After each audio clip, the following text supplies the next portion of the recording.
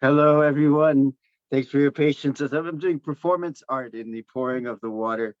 All right. So thanks for being here. Thank you to Prasannaji for inviting me. I love the Fertile Brains and glad to be a part of this great global roundtable of poets. So I'm going to share my screen and let's see what will happen. God knows. I had a dream where I heard they were praying. Oh, what were they praying about? God knows. Indeed, he does. Okay, so I'll start off with a poem I wrote for the Fertile Brains for a show that we did. And I think it was about the teacher. This is called Blue Pearl Nilabindu. In the sky of the mind, there is one blue star, a glow in the northern heavens, crown of the head, space of consciousness. Blue jewel, blue pearl, I sleep and wake and walk with you, secreted away in the still soft fontanelle. When December died, I woke in the blank dark of 5:55 a.m. and peacefulness pulsed in all the halls of my blood.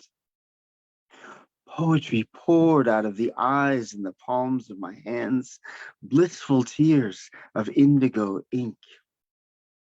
For a moment, all my eyes were open, those in the soles of my feet, the eye of the heart, eternal witness, the thousand eyes in the highest spiritual center. 3 times before I broke night's fast, amidst the refrains of my morning chant, a vision of the blue pearl of pure consciousness. Your flash of light flooded my head with wonder. My brow naturally bows toward you, effortless gesture of respect, and constantly honors your cobalt glow.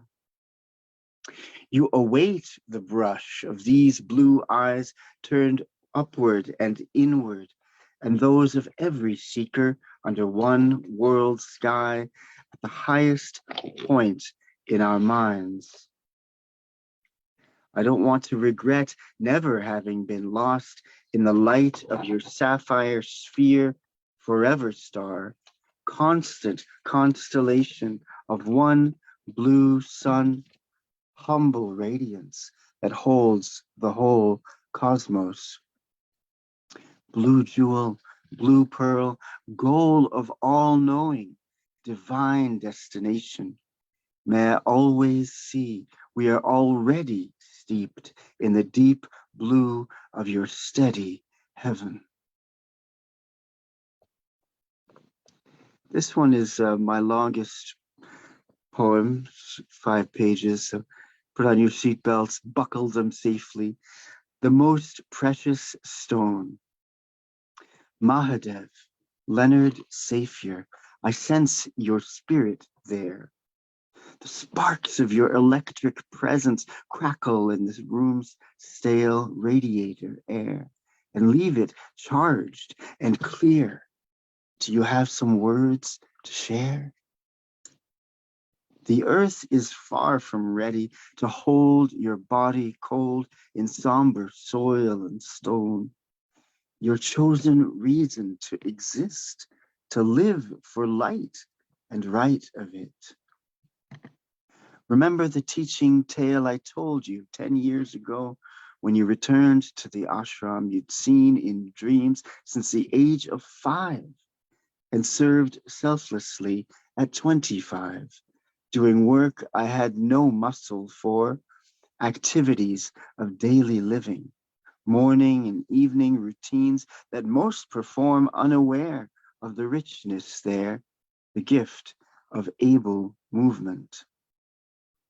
In the story, a sincere seeker and precious stone miner with no means to survive tough times is told by his guru with a gentle smile, keep going, keep going. The nearly spent seeker finds a mine of sapphire, cave of grace that enables him to save his wife's and children's lives. Keep going, Mādhavā. Now that you've found the sapphire mine of your correct kind of song, along the lines of what you were taught as a freshman student of beauty who wished to frame divinity with poetry, words for the ineffable. When asked, what is the sublime? Your first workshop teacher replied, the sublime is what blows your mind. Later, a poet professor taught you what to cut away and what to cultivate. One winter's end at 3 a.m., you sat with a close friend and talked of poetry and spirituality. You watched a dove of white fire appear in still air, fly across the room toward you, and alight on the crown of your head, burn its way down the length of your spine, throw your body to the bed, and as if Goddess Saraswati danced on the tip of your tongue, made a creation poem play upon your lips. Over the face of naked waters, a nameless breath was blowing. Your friend penned what you said. In poetry workshop, you were advised, your vision needs revision. Your automatic writing could use some rewriting. You could leave this as a piece of trance channeling or go the way of literature, and I hope you do. Then 25 years of ceaseless editing. Polish the stone till it shines brightest. Enjoy the sapphire here. Exhaust the brilliant possibilities of this cave of cobalt blue air, treasure trove from which you share. At 25, your eyes grew wide upon about a book upon my shelves, the collected poems of Rainer Maria Rilke. You exclaimed great praise for his work, but I offended you from then till now with what I said. Yes, it is great, but one can feel the element of trying, as opposed to enlivened words of enlightened poet saints like your beloved Mirabai or Rumi. Are you? Am I? Years later, graver times came for the miner once again, his family poised on the precarious cusp of hunger. The guru said with a peaceful smile, keep going, keep going. Months past his last sapphire, the seekers searched for farther caves, generous with gems to keep a few souls warm through breaths give and take. That day, he was surprised by joy when a mountain's rocky contours opened a new eye. He stepped inside the opening to find a cave of clustered rubies, which brought abundant days and tranquil nights. Discipline will save your life. Blaze the trail of realization, and your poetry will shimmer with Shakti, divine energy. Mādhavā, as I said in 2010, you can always visit the temple. Though the ashram's doors were closed, you glimpsed the gate to your inner temple, in which God sits in golden steadfastness. You witnessed the light behind your indigo eyes, consciousness, our true life. Find the ruby mine inside you with its deep thirst for words you can choreograph over the page, but now include your sense of human suffering, sickness, old age, and death. Red words of need. From dust to dust, nothing is lost, but we must give the space between some warm human meaning, poetry of this moment for which you are here for the whole unknown duration. Then the mystery of existence afterward, one taste of which would arrest your breath. Let natural power move you farther. Give that ruby cave your clearest, strongest voice, student of beauty and the roots of human pain, knowing nothing binds us but inward words, false concepts. Offer the verse of turning deep within and find freedom in the world of form. Do you want your words to live long after you die? Who else could sing your song while you sleep long after dawn or when you're gone? Inspired lines can rise off the page and the spirit's upward gravity, skyward pull, and can change our state of consciousness. A true poet is a bridge between worlds. Build that bridge with precious gems, words of infinite resonance. You remember what I shared. After the ruby mine's richness had exhausted all its usefulness, the student's hair a cloud of gray, the grateful miner went again to sit in his guru's palpable peace, intoxicating presence. Again, the wisdom always true for all of us who must flow with streams of change. Through a sweet and gentle smile, the sage firmly whispered, keep going, keep going. With a refreshed spirit, the miner left and read the road ahead of him as an exquisite line of scripture.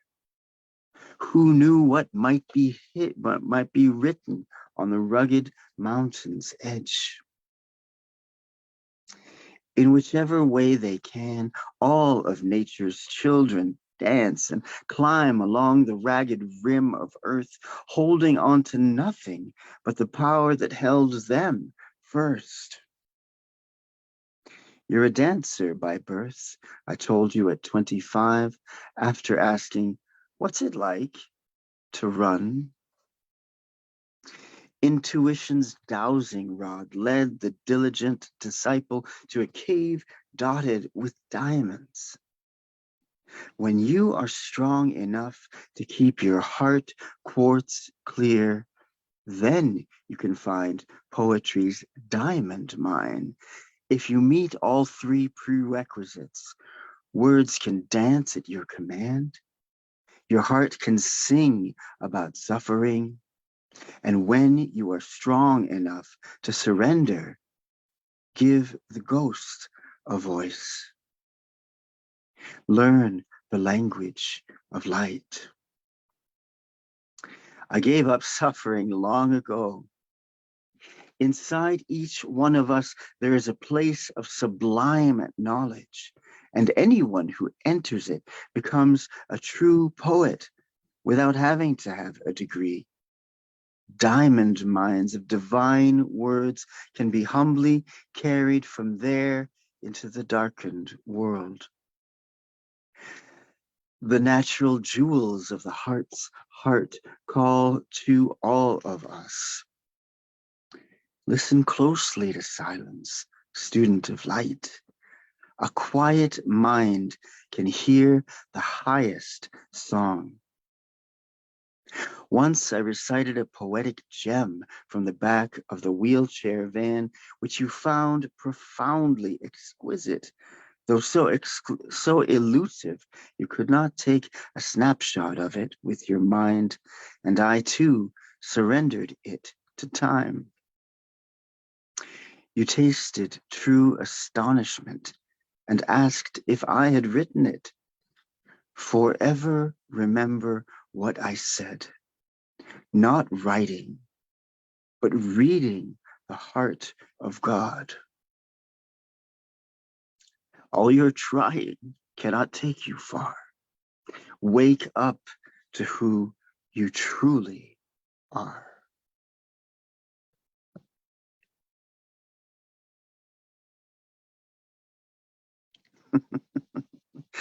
And we're back. We'll pause while the words reverberate. And I balance my tears with some more water I'm pouring in.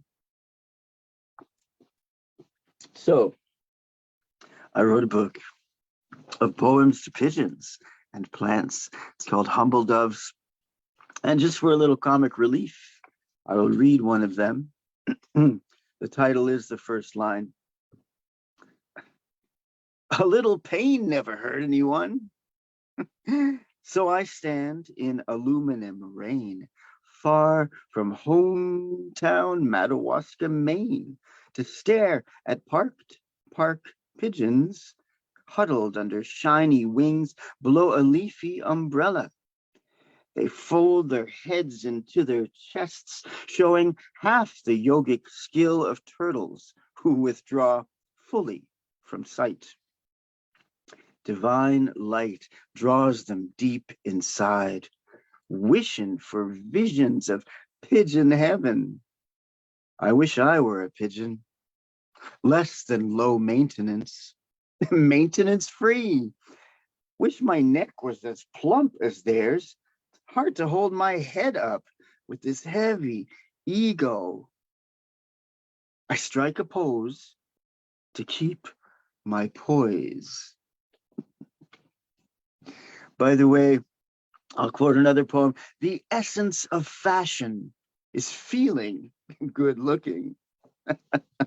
And now my cat joins us here. She's good looking. This is Butter the cat. All right, so we're going to share screen again. And we'll see what happens. God knows what the future holds. All right, Ananda Maima says hello. And these are from words heard or seen in dreams. I'm working on 3 volumes, 33 chapters of 33 micro poems each. And so I'm to about 270 pages into it of actual words from dreams. This is the end of volume 1, part 33. We're getting you back to kind-heartedness. It was remarkable. It was sweet. Thank you very much, David, for how we spent the silence. It was the not delusion. It was the dissolution of reality. What a reminder. I'm sorry. I didn't mean to make fireworks you couldn't contain. It depends on how long you can stay. We have 2 guests. One of them is called Diamond Eyes. It's the sacrifice that matters. He used the example of the bee in the drowsy lily. It's all clear, but you can't finish on the evident brain. It's all good, but we head toward the light, etc. Oh, prankster inside me. Call him with an angel who now dwells within. When I wake the world with words of one man's restoration. Have an apple. It's spring. Always follow up on everything with submissions, not just about the event. Plan well and cater to needs during the event and follow up on questions. Thanks, my inner little life coach there. A picture in the paper of a person fallen flat on the sidewalk may make our bones feel how fortunate they are to move freely. Do you think a flower is aware of its effect on people? Absolutely. It feels its beauty, freeing us to feel the beauty inside. All these deities I have to thread together, fragments of divinity. Without doubt, you need chant. This living school is not what you planned. A citation from David Sirois. All I ever know is that I'm alive right now. Dude. Sometimes I feel my work on a poem is done because God has heard. The light he writes on paper, it comes to be miraculously. The words are leaves that fell from God. Be quiet now, don't scream. That would wake them from their dream. A lot of you already know the body needs saturated care. Poetry, it's always written privately. You must determine the time. And where the witness ends, the shadows begin. I have a paper for you to sign. Don't let the not yet get it. Good advice. How much is your life insurance for? We never know when to go. I love you, goddess. I will get to know you.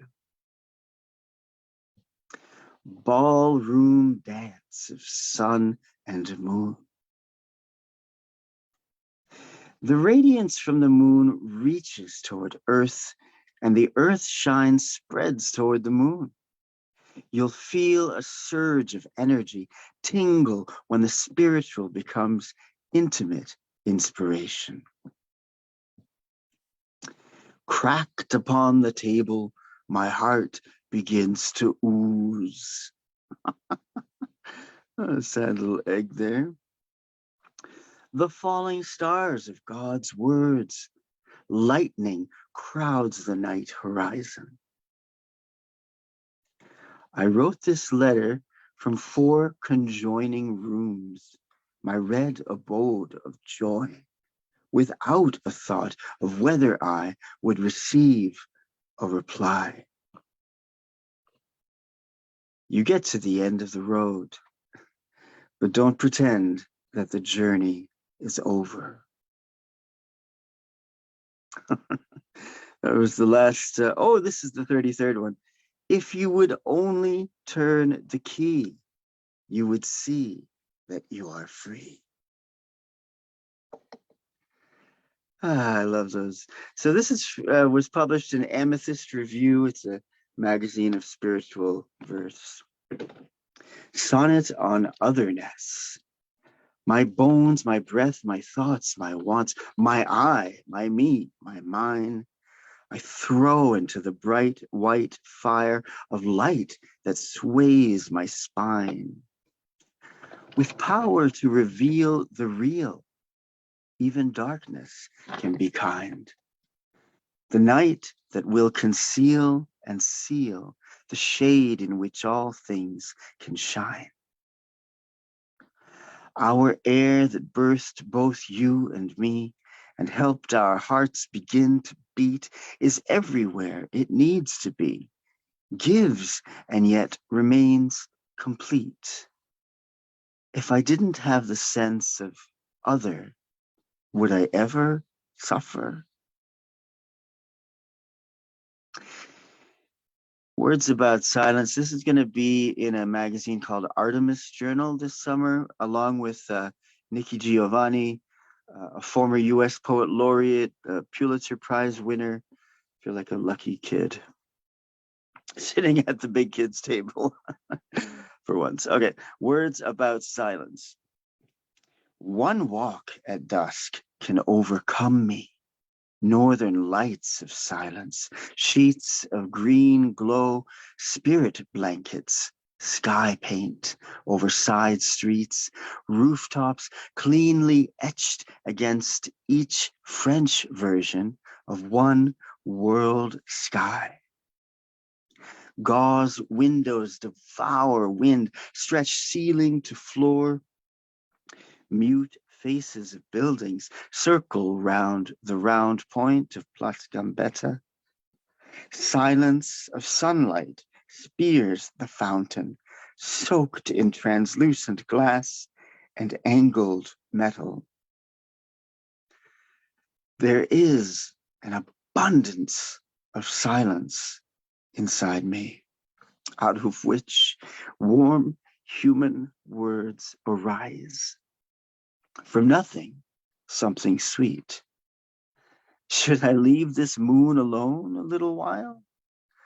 Its tranquility is far from my furtive face, yet it pours a silvery distillate of sunlight over my brow, waking me to wider silence. Fleet foot goddess of my mind, dancing quietly in place. My guru, Swami Chidvilasananda, says, the moon is the deity of the mind. Nectar is the best medicine. Dearest ghost, whose name I've never known, tell me what you wish to teach at this time.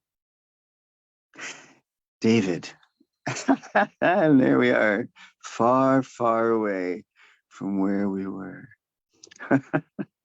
All right. Well, firstly, the words of the ghost should be in italics, just to clarify any confusion about it. So here we go. The ghost is going to speak now. David, the world leans its loud mind against our windows, puts us in a trance of trepidation, a palpable presence in our heads, fed on statistics of illness and images of violent unrest. Sword to wield against ourselves, threaten our weakest moments with wounds of uselessness and cowardice as we exile our own power because we don't know we have any.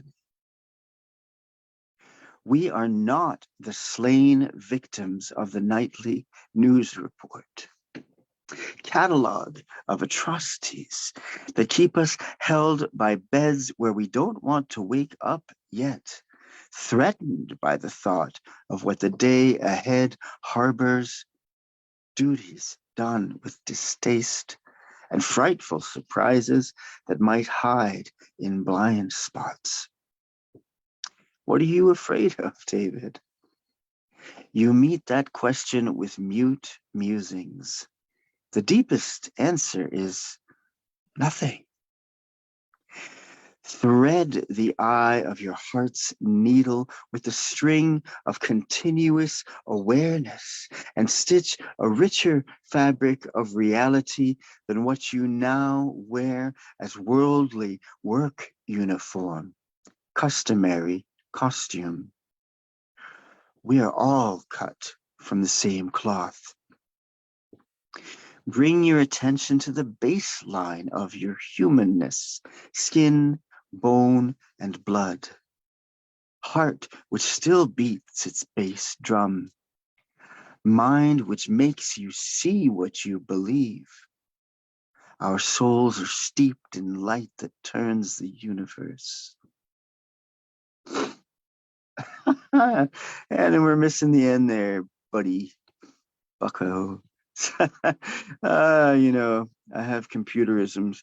I had a dream where my Hindi translator, Pankudi, said, it's Computer Tears Day. You're up first, David. We are all cut from the same cloth. Bring your attention to the baseline of your humanness, skin, bone, and blood. Heart which still beats its bass drum. Mind which makes you see what you believe.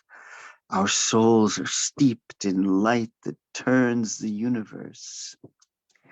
Underneath the showy poet costume of the character you play on the stage of the spoken world, jacket, top hat and twilight dress shirt unbuttoned down to your heart. Far behind your indigo eyes shines fluid, formless consciousness.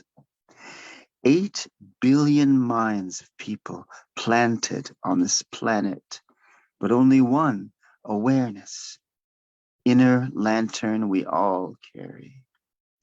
Behind its fiery presence and the driftwood of history in our heads, plus the endless train of anxious anticipations, pause to turn within and taste the fresh nectar of God's intoxicating presence in silence.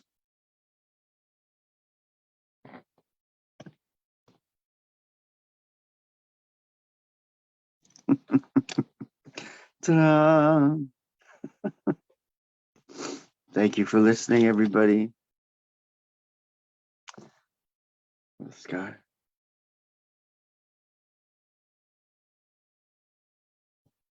Thank you, Prasanna, very much.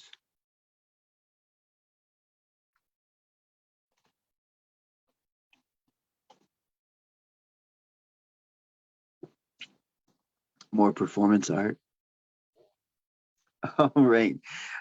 So I'll end with a line from one of my dreams. Love helps all the work get done. Indeed, love helps all the work get done. Thank you, everybody. Oh, and a last a caveat here, another line from a dream. Careful, everything here is on a timer. Let's say I love you while we can. Much love. Thank you so much. Take care.